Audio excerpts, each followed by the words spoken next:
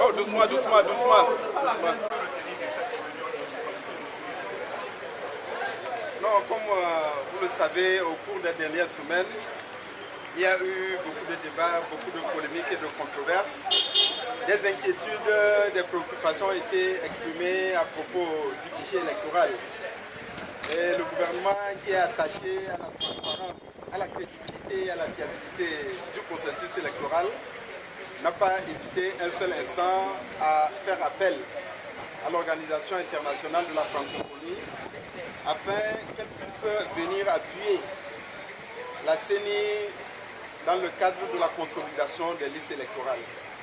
Nous nous réjouissons que l'OIF ait répondu favorablement à cette requête du gouvernement. Pendant plus de 2 semaines, les experts de l'OIF ont travaillé en toute transparence et en toute liberté et dans la sérénité avec les experts désignés par tous les candidats, ensemble avec le prestataire de services CETES et avec la CENI. Je voudrais d'abord exprimer la gratitude du gouvernement togolais et du peuple togolais à l'endroit de l'Organisation internationale de la francophonie pour cet accompagnement au processus électoral. Je voudrais également féliciter et remercier les experts de tous les candidats qui ont travaillé avec les experts de l'OIF afin de rassurer les populations togolaises. Je pense que l'OIF aura l'opportunité de l'indiquer elle-même à travers le général Sangaré qui a conduit la mission.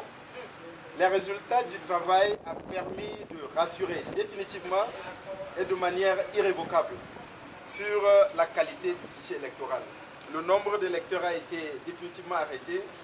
Les difficultés ou les anomalies qui ont été détectées dans le fichier électoral et dans les listes électorales ont été corrigées et des propositions ont été faites afin que les listes électorales puissent être déclinées en bureau de vote.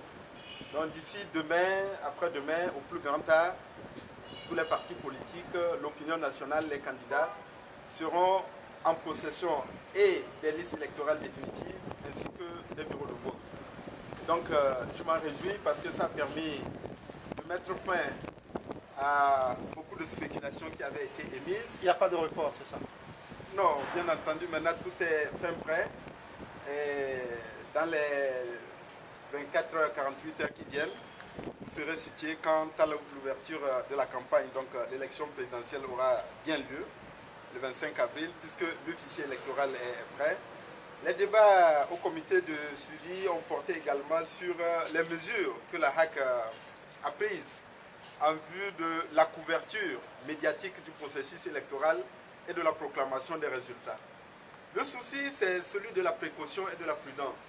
Éviter toute annonce et toute diffusion d'informations qui pourraient susciter des contestations et engendrer même un climat de tension. Et enfin, les modalités de transmission, de centralisation et de transmission des résultats ont été également expliquées. Fondamentalement, les procès-verbaux des résultats restent le soubassement de la proclamation des résultats provisoires par la CENI, le soubassement du contentieux électoral auprès de la Cour constitutionnelle et le soubassement de la proclamation des résultats définitifs par la Cour constitutionnelle.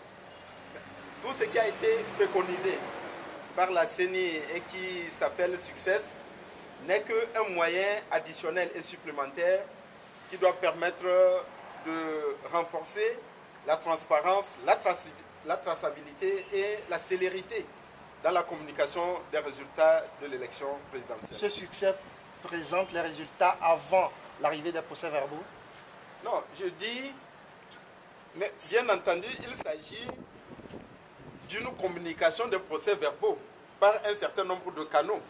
Mais en définitive, les décisions de la CENI en ce qui concerne la proclamation des résultats provisoires, le contentieux électoral auprès de la commission électorale et auprès de la Cour constitutionnelle et surtout la proclamation des résultats définitifs par la Cour constitutionnelle ne peut être fondée que sur la vérification des procès-verbaux des résultats. C'est ce qui est le plus important. Certains candidats disent ne répond pas à la légalité.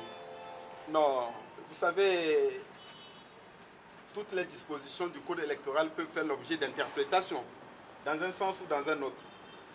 L'élément le plus fondamental, c'est la centralité des procès-verbaux comme soubassement pour la proclamation des résultats provisoires, pour le contentieux électoral et pour la proclamation des résultats définitifs.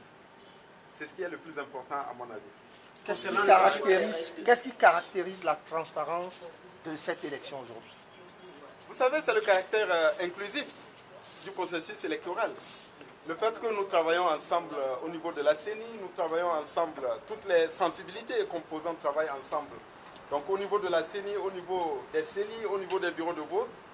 Et en outre, le gouvernement a mis les moyens à la disposition des candidats, non seulement pour pouvoir faire campagne, mais également pour prendre en charge leurs délégués dans les bureaux de vote.